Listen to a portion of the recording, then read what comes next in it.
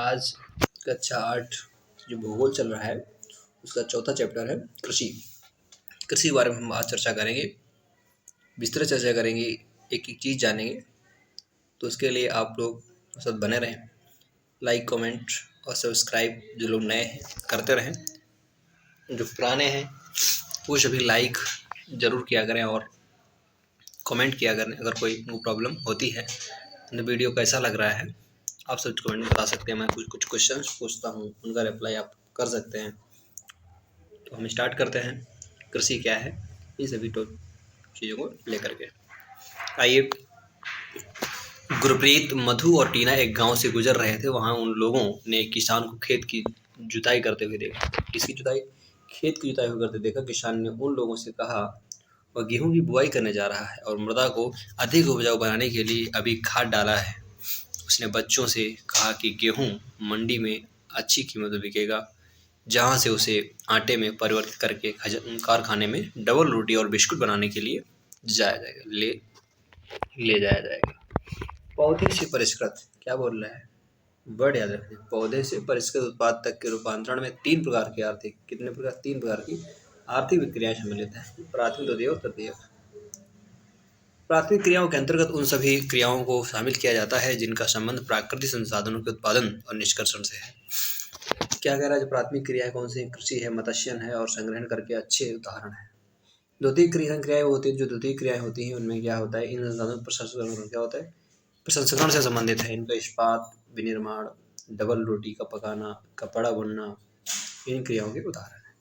तृतीय क्रियाओं के आदत, तृतीय क्रिया में ज्यादा प्राथमिक क्रिया और द्वितीय क्रियाओं से सेवा कार्यों को सेवा प्रदान करती हैं। यातायात, व्यापार, बैंकिंग, विज्ञापन तृतीय क्रियाओं के उदाहरण है। कृषि एक प्राथमिक क्रिया है। यहाँ पे एग्रीकल्चर शब्द उत्पत्ति देखेंगे। शब्द उत्पत्ति क्या है? ये जो चीज दी हुई है देखेंगे। शब्द उत्पत्ति, एग्रीकल्चर शब्द की उत्पत्ति लैटिन शब्द एगर या एग्री, जिसका अर्थ मृदा, और कल्चर जिसका अर्थ है कृषि करने से हुई है। मतलब एग्रीकल्चर का सीधा मतलब है कल्चर, जिसका अर्थ है कृषि। एग्रीकल्चर मतलब मृदा और कल्चर दोनों अर्थ है एग्री का अर्थ। ठीक है, आगे बात करेंगे कृषि क्या है। कृषि एक प्राथमिक क्रिया है। फलों और सब्जियों, फूलों को उगाना और पशुधन पालन से सम्मिलित है। क्या होता है? फलों, सब्जियों, फूलों को उगाना और पशुपालन करना भी क्या है? प्राथमिक क्रिया है। विश्व में 50% लोग कृषि से संबंधित क्रियाओं संलग्न है। भारत की 2/3 जनसंख्या अब तक कृषि पर निर्भर है। अनुकूल स्थलाकृति, मृदा और जलवायु कृषि क्रियाकलाप के लिए अनिवार्य है। जिस भूमि पर फसलें उगाई जाती हैं कृषिगत भूमि कहलाती हैं। आप मानचित्र में दिखाएंगे आपको, हम क्या देख सकते हैं, या पास अगर डेटलेस है तो देख सकते हैं। कृषि क्रियाकलाप विश्व के उन्हीं प्रदेश में संकेंद्रित है जहां फसल उगाने के लिए उपयुक्त कारक है। ये हमारा जो है इसमें दिया हुआ है कहाँ कहाँ से कृषि भूमिगत का विश्व वितरण जो है। जितना हरा पार्ट दिख रहा है, ये जो हरा पार्ट दिख रहा है, जहाँ जहाँ हरा दिख रहा है, ये सब हरा दिख रहा है, ये दिख रहा है, ये कुछ भाग दिख रहे हैं, ये दिख रहा है, ये क्या कृषि पर आधारित क्षेत्र है। जहाँ भी हरा दिख रहा है, क्या आप जानते हैं कि ये जो चीज़ दी हुई है कि कल्चर का मतलब कहाँ जोड़ देंगे, कौन सी फसल हो जाएगी। यानी एग्री में अगर कल्चर लगा देंगे, कल्चर का सीधा मतलब होता है उत्पादन, यानी कृषि। दिखा रहा है कि कल्चर, एग्रीकल्चर, एग्री में लगा दिया तो एग्रीकल्चर हो गया। मतलब मृदा की जुताई, फसलों को उगाना और पशुपालन, विज्ञान कला, इसे खेती भी कहते हैं। शेरी में लगा देंगे सेरीकल्चर, रेशम उत्पादन। पीसी कल्चर, मत्स्य उत्पादन। विटीकल्चर, दरअसल हार्टिकल्चर उद्यान कृषि, यानी फूलों और फलों को उगाना। कृषि तंत्र क्या है? देखें कृषि तंत्र के बारे में। यानी कृषि तंत्र, कृषि या खेती को एक तंत्र के रूप में देखा जा सकता है। इसके महत्वपूर्ण निवेश बीज, उर्वरक, मशीनरी और श्रमिक हैं। जुताई ये सब देख रहे हैं। ये जो ध्यान देना है, ये क्या ध्यान देना है? फसल है, जुताई, बुआई, छिड़काव, रसायन, बीज, मशीनरी, निवेश, प्रक्रमण, निर्गत। मतलब क्या होता है कि निवेश, मशीनरी, बीज और रसायन, इतना आइटम लगाया, ये प्रक्रिया की जा रही है, ये था निर्गत या निकलता जो है ये निकलता है।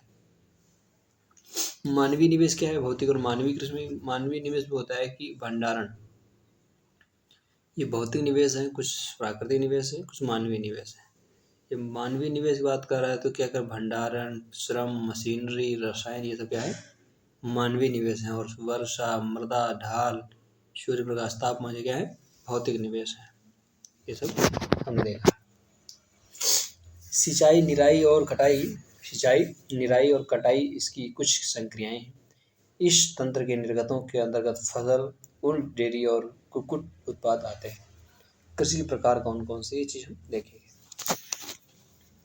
कृषि के प्रकार, विश्व में कृषि विभिन्न तरीकों से की जाती है। भौगोलिक दशाओं, कौन कौन से भौगोलिक दशाओं, उत्पाद की मांग, श्रम और प्रौद्योगिकी के स्तर के आधार पर कृषि दो मुख्य प्रकारों में वर्गीकृत की जा सकती है। ये है निर्वाह कृषि, वाणिज्यिक कृषि। निर्वाह कृषि क्या है? निर्वाह कृषि देखेंगे कि इस प्रकार की कृषि कृषक परिवार की आवश्यकताओं को पूरा करने के लिए की जाती है। पारंपरिक रूप से कम उपज प्राप्त करने के लिए निम्न स्तरीय प्रौद्योगिकी और पारिवारिक श्रम का उपयोग किया जाता है। निर्वाह कृषि को पुनः गहन निर्वाह कृषि और आदिम निर्वाह कृषि में वर्गीकृत किया जाता है या जा सकता है। गहन कृषि क्या है? गहन कृषि देखेंगे कि गहन निर्वाह कृषि में किसान एक छोटे भूखंड पर साधारण औजारों और अधिक श्रम खेती करता है। अधिक धूप वाले दिनों से युक्त जलवायु और उर्वर मृदा वाले खेत में एक वर्ष में एक से अधिक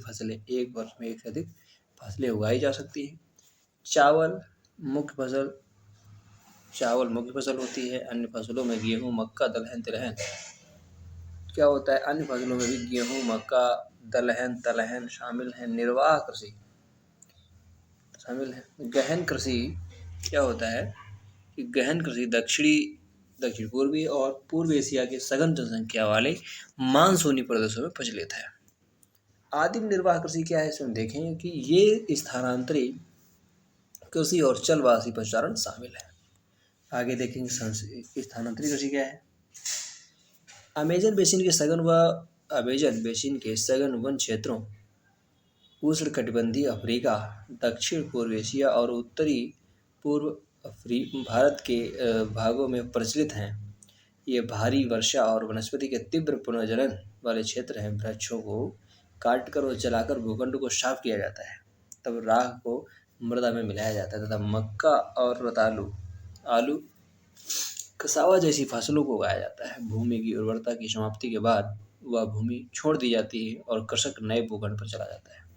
स्थानांतरित कृषि को कर्तन दहन कृषि के रूप में भी जाना जाता है। क्या आप जानते हैं? यानी यहाँ भी देख लेना है कि स्थानांतरित जो कृषि दी हुई है, स्थानांतरित कृषि विश्व के विभिन्न भागों में विभिन्न नाम से जानी जाती है। जूमिंग उत्तर पूर्वी भारत, मिल्पा मैक्सिको, रोका ब्राजील, लदान मलेशिया। चलवासी पशुचारण क्या है? चलवासी पशुचारण सहारा के अर्धशुष्क और शुष्क प्रदेशों में, मध्य एशिया और भारत के कुछ भागों में जैसे राजस्थान तथा जम्मू और कश्मीर में प्रचलित है। इस प्रकार की कृषि में पशुचारक अपने पशुओं के साथ चारे और पानी के लिए एक स्थान से दूसरे स्थान पर निर्देशित मार्गों से घूमते हैं। इस प्रकार की गतिविधि जलवायविक बाधाओं और भूभाग की प्रतिक्रिया स्वरूप उत्पन्न होती है।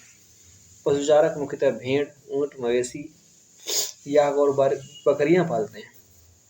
ये पशुचारक और उनके परिवारों के लिए दूध, मांस, ऊन, खाल और अन्य उत्पाद उपलब्ध कराते हैं। वाणिज्यिक कृषि जो होती है, वाणिज्यिक कृषि क्या है? वाणिज्यिक कृषि में फसल उत्पादन और पशुपालन बाजार में विक्रय हेतु किया जाता है।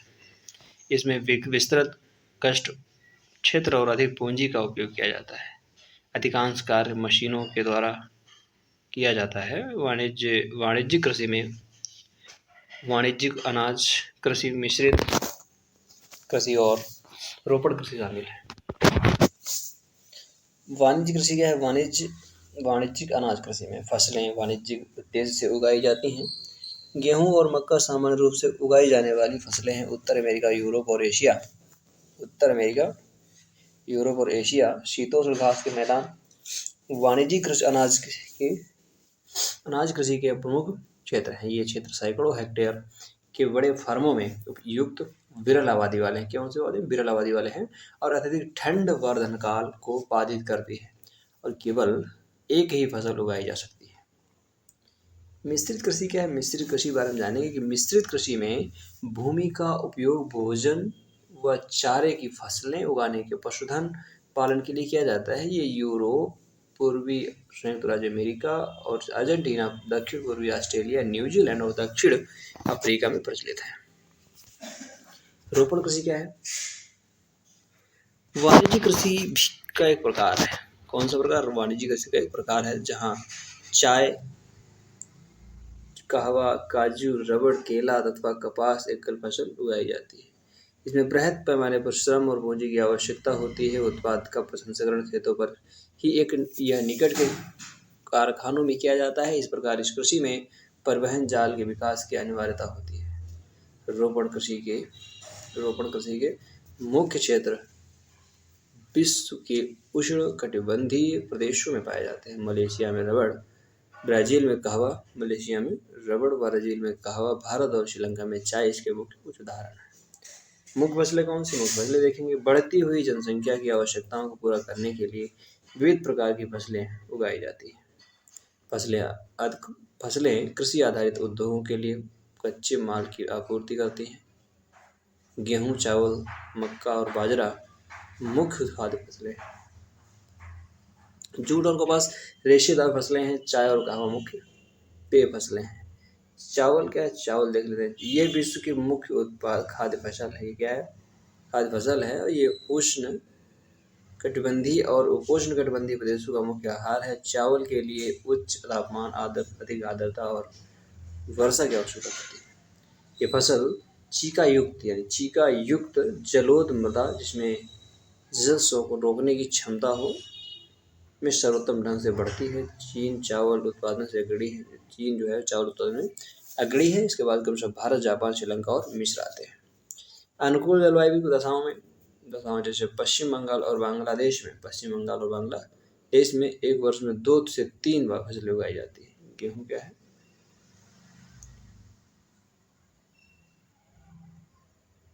गेहूँ के वर्धन काल में मध्यम तापमान और वर्षा, शस्यकरण फसल कटाई के समय तेज धूप की आवश्यकता होती है। इसकी विकास अपवाहित दोमट मृदा में सर्वोत्तम ढंग से उत्पन्न होता है। गेहूँ संयुक्त राज्य अमेरिका, कनाडा, अर्जेंटीना, रूस, यूक्रेन, ऑस्ट्रेलिया और भारत में विस्तृत रूप से उगाया जाता है। भारत में शीत ऋतु में उगाया जाता है। मिलेट क्या होता है? मिलेट के बारे में बात करेंगे। ये क्या है? देख लेंगे। बाजरे की कृषि है। ये बाजरे की कृषि है। ये कौन सी? गेहूँ का शस्य करता है। चावल की कृषि है। ये सब चीज़ें देखते रहेंगे। मिलेट ये पौधे मोटे अनाज, ये मोटे अनाज क्या कह रहा है? जो मिलेट है ये है मोटे अनाज के रूप में भी जाने जाते हैं। ये और कम उपजाऊ तथा बलुई मृदा में उगाई जा सकती है। ये ऐसी फसल है जिसे कम वर्षा और उच्च से मध्यम तापमान तथा पर्याप्त सूर्य प्रकाश की आवश्यकता होती है। ज्वार, बाजरा, रागी भारत में उगाए जाते हैं। नाइजीरिया, चीन और नाइजर इसके लिए अन्य उत्पादक देश है। मक्का कहाँ उगाई जाती है? मक्का देखेंगे। इसके लिए मध्यम तापमान वर्षा, कौन सी तापमान वर्षा? मध्यम। मक्का के लिए मध्यम तापमान वर्षा, अधिक धूप की आवश्यकता होती है। इसे अपवाहित उपजाऊ मृदा की आवश्यकता होती है। मक्का उत्तर अमेरिका, ब्राज़ील, चीन, रूस और भारत के और मैक्सिको में उगाई जाती है। ये चीज़ देखेंगे। ये हमारी मक्का है। मक्का जो एक तो देख लेंगे, ये मक्का की कृषि है, देख लेंगे। खासकर गाँव के लोग जानते होंगे। दूसरा इधर जो दी हुई है मक्का को कॉर्न क्या कर रहा है? कॉर्न के नाम से जाना जाता है। जो विश्व में इसकी विभिन्न रंग बिरंगी प्रजातियां पाई जाती है। रंग बिरंगी प्रजातियां दी हुई है। कपास इसके बाद देखेंगे। कपास इसकी वृद्धि के लिए उच्च तापमान, हल्की वर्षा, 200 से 10 पाला रहित दिन और तेज चमकीली धूप की आवश्यकता होती है। ये काली जलोढ़ मृदा में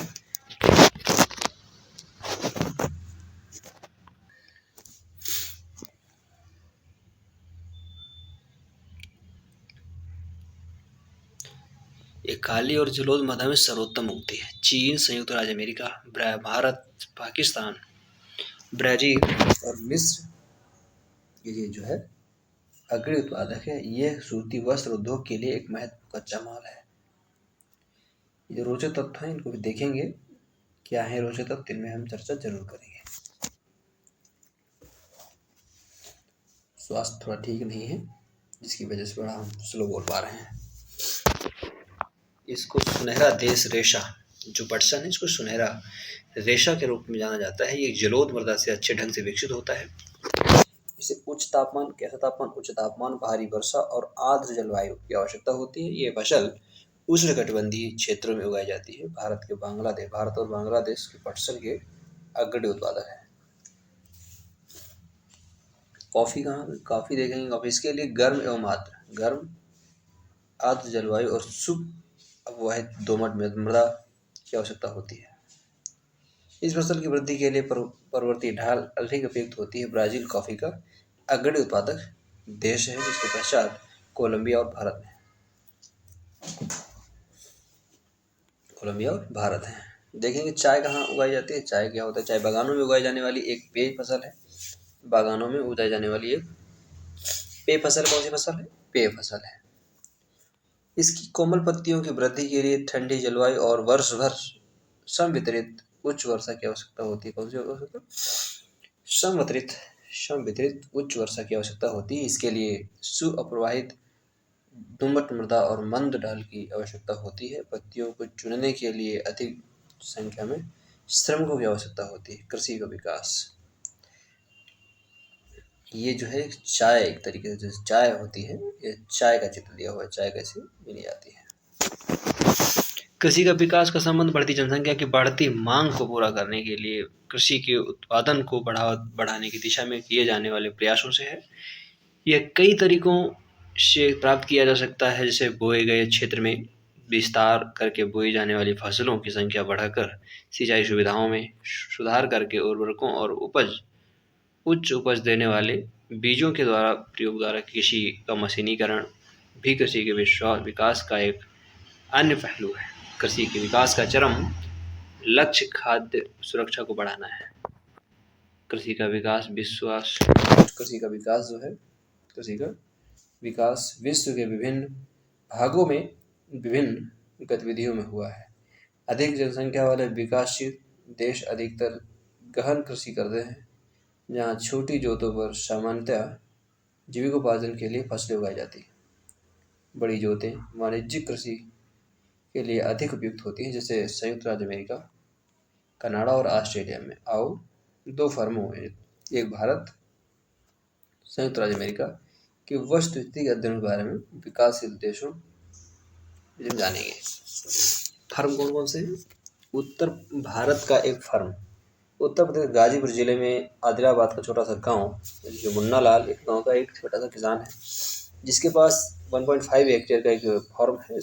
उसका आवास गांव के मुख्य गांव में है और एक अधिक उपज देने के वाले बीज को बाजार से वर्षों के एकांतर पर खरीदता है। उसकी भूमि उर्वर है और 2 वर्ष से कम 2 फसलों, मतलब गेहूं या चावल और दालें उगाता है। किसान अपने मित्रों और बुजुर्गों के साथ साथ सरकारी कृषि अधिकारियों से कृषि कार्यों से सलाह लेता है। वह अपने खेत की जुताई के लिए भाड़े पर ट्रैक्टर लेता है। यद्यपि उसके लिए कुछ मित्र अभी भी बैल से उस खेतों को जोतने की परंपरागत विधि का प्रयोग करते हैं। समीप के क्षेत्र में एक नलकूप है, जिसे वह अपने खेत की सिंचाई के लिए भाड़े पर लेता है। मुन्ना लाल के पास 2 भैंस और 2 मुर्गियां भी हैं। वह निकट के शहर में स्थित सहकारी भंडार में दूध बेचता है। वह वहाँ का एक सदस्य है। सहकारी समिति उसके जानवरों के लिए चारा के प्रकार, पशुधन के स्वास्थ्य सुरक्षात्मक उपायों और कृत्रिम गर्भाधान के समय में सलाह देती है। कृषि के विविध कार्यों में परिवार के सभी सदस्य उसकी सहायता करते हैं। कभी कभी वह बैंक या सरकारी कृषि समिति से बीजों की उपज वाली किस्मों और औजारों को खरीदने के लिए ऋण दे लेता है। वह अपने उत्पादन को निकट करने के शहर में स्थित बड़ी मंडी में बेचना मंडी में बेचता है। अधिकांश किसानों के पास भंडारण सुविधाओं की कमी होती है, इसलिए वे बाजार के अनुकूल न होने पर भी अपने उत्पादों को बेचने के लिए विवश होते हैं। भारत के वर्षों में सरकार ने भंडारण की सुविधाओं के विकास के लिए कुछ कदम उठाए हैं। ये है भारत की खेती। अब बात करें संयुक्त राज्य अमेरिका की फर्म की। संयुक्त राज्य अमेरिका में एक फर्म का औसत आकार भारतीय फर्म की तुलना में बहुत बड़ा होता है। संयुक्त राज्य अमेरिका के एक प्रारूपिक फार्म का आकार 250 हेक्टेयर होता है।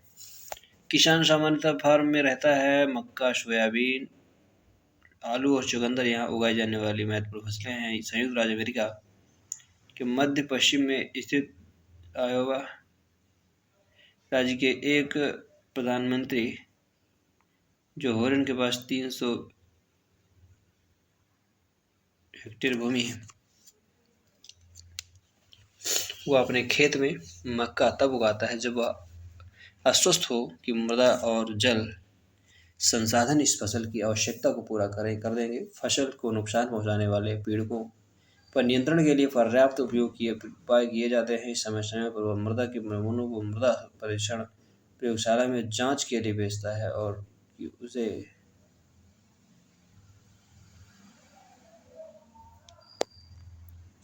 परिणाम जो हॉर्न को वैज्ञानिक उर्वरक कार्यक्रम की योजना बनाने की में मदद करते हैं, उनका कंप्यूटर उपग्रह से जुड़ा होता है जो उसे उसके खेत की यथार्थ तस्वीर देता है। यह रासायनिक उर्वरकों और पीनट्स को आवश्यकता अनुसार प्रयोग करने में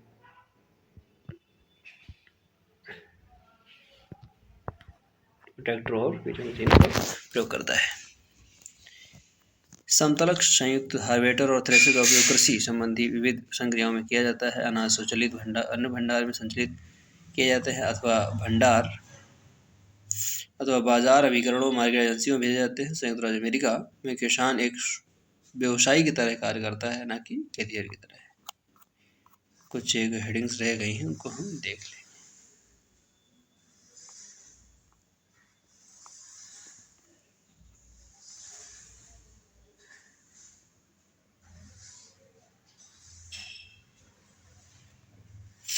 ये चीज़ें देख लेंगे। एक चीज़ ये कॉफ़ी के पौधे खोज कहाँ किसने की, कब हुई, ये देखेंगे। इम्पोर्टेंट थोड़ा। कॉफ़ी की खोज के विषय में विभिन्न कहानियां प्रचलित हैं कि लगभग 850 ईस्वी में लाकाल्दी नाम का एक अरबवासी जो बकरी चराने वाला था, अपनी बकरियों की अनोखी उछल-कूद और हरकतों को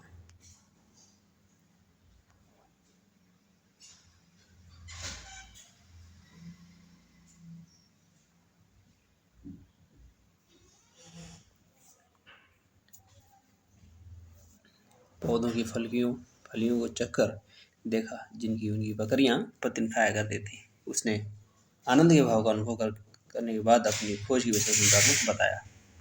यहाँ तक हम देख चुके हैं और आशा करते हैं कि आपको समझ में आया होगा। जो क्वेश्चन करें और कृषि क्या है, कृषि के कारकों के नाम बताएं, और जो बच रहा है अगला चैप्टर हम कल कराएंगे, जिससे कि आज स्वास्थ्य जो है काम नहीं कर पा रहे, हम साथ में नहीं चल पा रहे हैं।